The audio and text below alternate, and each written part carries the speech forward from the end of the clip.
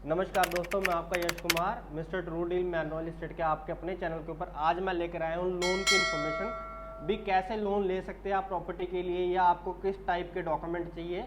अगर आप housing loan लेने जा रहे हैं तो क्या रेट ऑफ इंटरेस्ट लगता है, अगर आप प्लॉट के ऊपर लोन लेने जा रहे हैं तो क्या रेट ऑफ इंटरेस्ट लगता है, अगर आप कमर्शियल लोन लेने जा रहे हैं तो क्या रेट ऑफ इंटरेस्ट लगता है, तो मैं आपको छोटी सी वीडियो के अंदर बताने वाला हूँ। मेरे भाई और बहनों, अगर तो आपका बिजनेस है, या अगर आपकी जॉब है, या अगर आप फ्रीलांस काम कर रहे हैं, तो आपकी 3 कैटेगरी या 2 कैटेगरी में आते हो बेसिकली। एक जॉब की कैटेगरी में, मतलब एम्प्लॉय की कैटेगरी के अंदर भी आप कहीं पर जॉब करें। दूसरी कैटेगरी आती है बिजनेस की कैटेगरी, आपका खुद का बिजनेस है या खुद की कंपनी है, या आप कोई फ्रीलांसर वर्क कर रहे हो। 2 कैटेगरी होती है बेसिकली लोन की। अगर आप जॉब की कैटेगरी में आते हो, अगर आपकी सैलरी अच्छी है, 40-50 हज़ार रुपये के आसपास है, और आप हाउसिंग लोन लेने जा रहे हो, रेडी टू मूव प्रॉपर्टी के ऊपर लोन लेने जा रहे हो, तो आपको रेट ऑफ इंटरेस्ट 9 से 10% के बीच में लग रहा है इस समय। अगर आप प्राइवेट बैंक से करवाते हो, अगर आप सरकारी बैंक से करवाते हो, तो आपको रेट ऑफ इंटरेस्ट 8.5% के आसपास लगता है। 8.5% से 9% के बीच में लगता है। और जो ये रेट ऑफ इंटरेस्ट का डिफरेंस होता है, ये होता है सर्विसेज का। बेसिकली जो प्राइवेट बैंक होता है वो अच्छी फंडिंग दे देता है, ज़्यादा पैसे दे देता है आपको, कोई भी घर खरीदना है या कोई भी प्रॉपर्टी खरीदनी है। वही सरकारी बैंक क्या करता है, आपको कम से कम पैसे देता है, प्रॉपर्टी के ऊपर कम से कम फंडिंग करता है, क्योंकि वो अपने पैसों के ऊपर रिस्क नहीं लेना चाहता। यही अगर बात करें प्लॉटिंग के लोन की, प्लॉटिंग का लोन चाहे हमारे गवर्नमेंट बैंक है चाहे हमारे प्राइवेट बैंक है, तो 9% से इस समय रेट ऑफ इंटरेस्ट हमारी स्टार्ट हो रही है अकॉर्डिंग टू अगस्त मंथ।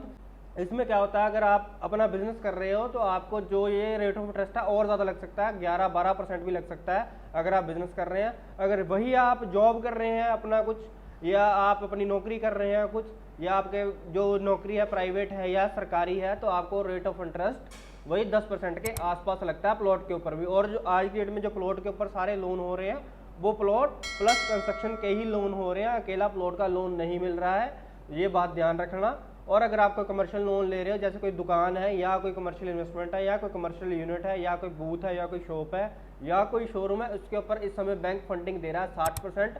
और अगर बिजनेस है आपका, इसके ऊपर आपको रेट ऑफ इंटरेस्ट लगेगा 12% का। वहीं अगर आपकी जॉब है तो आपको रेट ऑफ इंटरेस्ट लगेगा 10% का। पर आपकी जो सैलरी है वो 40 हज़ार के आसपास होनी चाहिए, ये सब कैटेगरी के लिए। और अगर मैं बताऊँ एक आपको सबसे बढ़िया बात, अगर आपकी घर के अंदर 2 से 3 बंदे कमा रहे हैं, 2 से 3 बंदे नौकरी कर रहे हैं, तो आपको रेट ऑफ इंटरेस्ट, चाहे आप प्लॉट ले रहे हो, चाहे आप रेडी टू मूव ले रहे हो, चाहे आप कमर्शियल ले रहे हो, तो आपको रेट ऑफ इंटरेस्ट 9% ही लगता है। क्योंकि उसमें क्या होता है, भी सभी लोगों को मर्ज करके एक बड़ा बंडल हमें लोन का अप्रूव कर दिया जाता है, जिसके ऊपर बैंक का जो रिस्क होता है वो बहुत ही कम होता है रिस्क। इस वजह से जैसे हम 3 से 4 बंदे एक फैमिली के अंदर काम कर रहे हैं, तो हमारा जो घर का स्ट्रेस है वो भी डिवाइड हो जाता है, और जो लोन की अमाउंट होती है वो भी डिवाइड हो जाती है। जब हम लोन ले रहे होते हैं तो बैंक हमें एक फाइल देता है, जिसके अंदर हमें मेंशन करना होता है भी हम अपनी जो रजिस्ट्री करवा रहे हैं वो हम लेडीज़ के नाम पर करवा रहे हैं। पर जो लोन ले रहे हैं, हस्बैंड अपने नाम पर लोन ले रहा है, जो रजिस्ट्री हो रही है वो अपनी मिसेस के नाम पर करवा रहा है। उसमें क्या होता है, आपको एक स्पेशल अथॉरिटी मिलती है। रजिस्ट्री आप लेडीज़ के नाम पर करवा रहे हो, लोन आप हस्बैंड के नाम पर करवा रहे हो। उसमें क्या होता है, आपका रेट ऑफ इंटरेस्ट 0.25 पैसा से 0.35 पैसा तक नीचे आ जाता है। और तीनों कैटेगरी में ये लगता है, मतलब प्लॉट के ऊपर भी ये चीज़ लगती है, ये रेडी टू मूव हाउस के ऊपर भी लगती है, और कमर्शियल के ऊपर भी लगती है। और इससे एक प्लस पॉइंट और होता है, जब हम लेडीज़ के नाम पर रजिस्ट्री करवा रहे होते हैं, तो इस समय जो लेडीज़ का खर्चा हमारे पंजाब के अंदर चल रहा है वो 6% चल रहा है। 4% लमसम स्टैम्प ड्यूटी और 2% एडिशनल PLRS की फीस, मतलब टोटल फीस 6% बन जाती है। दोनों तीनों फीसें मिलाकर बीच में आपकी 6% फीस बन जाती है लेडीज़ के नाम पर। वही अगर हम जेंट्स के नाम पर रजिस्ट्री करवाते हैं तो हमारी 8% फीस बनती है। तो यहाँ पर भी हमें बैंक सपोर्ट करता है भी, हाँ अपने आप थोड़े से पैसे बचा रहे हैं, और थोड़ा सा हमें थोड़ी सी हल्की सपोर्ट करता है वुमेन एम्पावरमेंट के लिए। तो उससे क्या होता है, हमारे लगभग 2% पैसे बच जाते हैं टोटल अमाउंट के ऊपर जो रजिस्ट्री की होती है। बाकी कई बार बैंक ऐसे होते हैं भी F&F का भी चेक बना देते हैं, कोठी के ऊपर, प्लॉट के ऊपर भी कई बैंक बना देते हैं बनाने वाले।